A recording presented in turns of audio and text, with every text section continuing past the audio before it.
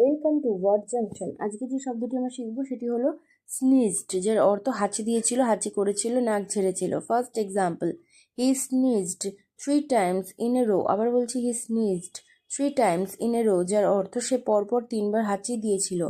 Second example, the dust made her sneeze constantly. আবার বলছি the dust made her sneeze constantly, যার অর্থ ধুলো তাকে বারবার হাঁচি দিতে বাধ্য করেছিল। এই ভিডিওটি ভালো লাগলে ভিডিওটিকে লাইক করে চ্যানেলটিকে সাবস্ক্রাইব করে আমাদের পাশে থাকবেন। এই ভিডিওটি এতক্ষণ ধরে দেখার জন্য এবং শোনার জন্য আপনাকে ধন্যবাদ।